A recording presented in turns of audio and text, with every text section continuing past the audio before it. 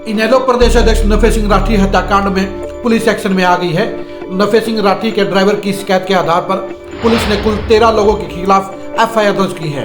चौंकाने वाली बात यह है कि इस एफआईआर में बहादुरगढ़ के पूर्व बीजेपी एमएलए नरेश कौशिक का नाम भी शामिल है। इसके अलावा 7 और भी जनप्रतिनिधियों को इस एफआईआर में शामिल किया गया है। पुलिस ने जिन लोगों के खिलाफ एफआईआर दर्ज की है उनमें बीजेपी के पूर्व एमएलए नरेश कौशिक, नगर परिषद के पूर्व चेयरमैन रमेश राठी, नगर परिषद की वर्तमान चेयरमैन सरोज राठी के चाचा ससुर करमवीर राठी, सरोज राठी के देवर कमल राठी शामिल हैं। इसके अलावा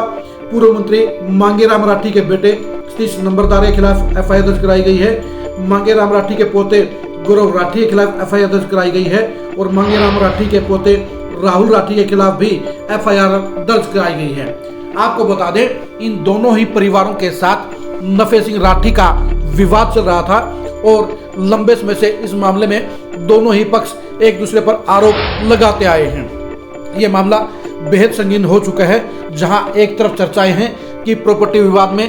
गैंगस्टरों ने नफे सिंह राठी की हत्या की है, वहीं नफे सिंह राठी के परिजनों का कहना है कि इस मामले में गैंगस्टरों का कोई रोल नहीं है, बल्कि इस मामले में आपसी रंजिश के कारण उनके पिता की हत्या की गई है। नफे सिंह राठी के हत्याकांड में बड़े बड़े चेहरों के एफआईआर दर्ज होने के चलते अब इस मामले में और भी विवाद बढ़ सकता है। एसपी अर्पित जैन का कहना है कि इस मामले में हत्यारों को जल्दी से पकड़ने के लिए 5 स्पेशल टीमों का गठन किया गया है। 2 टीमों की अगुवाई डीएसपी कर रहे हैं, जहां एसटीएफ भी इस मामले में गठित करने की तैयारी चल रही है। वहीं राज्य के गृह मंत्री अनिल विज ने भी हत्यारों की जल्दी तलाश के लिए और गिरफ्तारी के लिए पुलिस अधिकारियों को सख्त निर्देश जारी किए गए हैं। नफे सिंह राठी की हत्या के मामले में हरियाणा की सियासत में उबाल आ गया है। विपक्षी नेताओं ने सरकार पर प्रदेश में कानून व्यवस्था का भट्ठा बैठने के आरोप लगाए हैं, तो दूसरी तरफ नफे सिंह राठी के परिजन भी सरकार पर इस बात के आरोप लगा रहे हैं कि कई बार मांग करने के बावजूद, जान को खतरा होने के बावजूद नफे सिंह राठी को सुरक्षा मुहैया नहीं कराई गई। जिस तरह से नफे सिंह राठी की हत्या की गई है, उससे साफ जाहिर हो सकता है कि एक सोची समझी रणनीति के तहत रेकी करके नफे सिंह राठी की हत्या की गई है। इस मामले में 7 जनप्रतिनिधियों को एफआईआर के दायरे में लाना भी इस रंजिश को और आगे बढ़ाने का काम कर रहा है, क्योंकि बहादुरगढ़ के सभी लोग जानते हैं कि नफे सिंह राठी की सरोज राठी के परिवार के साथ साथ पूर्व मंत्री मांगेराम राठी के परिवार के साथ भी लंबी कानून लड़ाई चल रही थी, रंजिश चल रही थी और इसीलिए इन दोनों ही परिवारों के सदस्यों के खिलाफ एफआईआर दर्ज कराने का काम किया गया है। इस मामले में पूर्व बीजेपी एमएलए नरेश कौशिक के खिलाफ एफआईआर दर्ज होना काफी चौंकाने वाली बात है, क्योंकि नरेश कौशिक बेशक सियासी तौर पर नफे सिंह राठी के प्रतिद्वंदी थे, लेकिन आपसी रंजिश के मामले में अभी तक नरेश कौशिक का कभी नाम नहीं आया था। लेकिन नफे सिंह राठी के ड्राइवर के बयान के आधार पर, शिकायत के आधार पर रमेश कौशिक को भी इस मामले में नामजद किया गया है। आपको ये बता दें कि जिस समय यह हत्याकांड हुआ उस समय बरोही फाटक के दूसरी तरफ में नरेश कौशिक अंडरपास को लेकर उद्घाटन की तैयारियों में लगे हुए थे और इस मामले में उनके खिलाफ एफआईआर दर्ज होना काफी चौंकाने वाला काम है। ये तो सभी जानते हैं कि जहां एक तरफ करमवीर राठी, रमेश राठी के साथ में नफे सिंह राठी की लंबे समय से तनातनी चल रही थी, रंजिश चल रही थी, वहीं पूर्व मंत्री मांगेराम राठी के परिवार के साथ भी नफे सिंह राठी की दुश्मनी जग जाहिर है। मांगेराम राठी के बेटे ने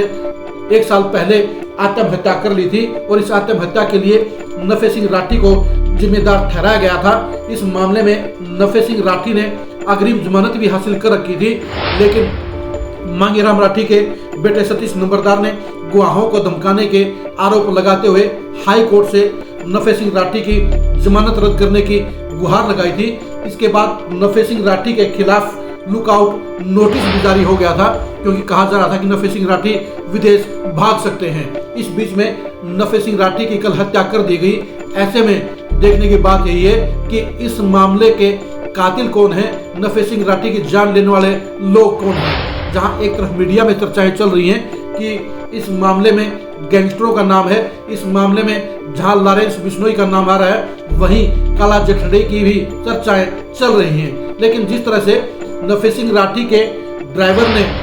रमेश राठी के साथ साथ मांगेराम राठी के परिजनों के खिलाफ एफआईआर दर्ज कराई है, उससे साफ जाहिर हो जाता है कि राठी परिवार को इस मामले में गैंगस्टरों की भूमिका की कोई भी संदेह नहीं है, बल्कि वो इस मामले में सीधे तौर पर या तो रमेश राठी के परिवार को आरोपी मान रहे हैं या फिर पूर्व मंत्री मांगेराम राठी के परिवार के ऊपर निशाना साध रहे हैं। दोनों ही परिवारों के खिलाफ में एफआईआर दर्ज होना इस बात का संकेत है कि नफे सिंह राठी के परिवारों को लग रहा है कि आपसी रंजिश के तहत ही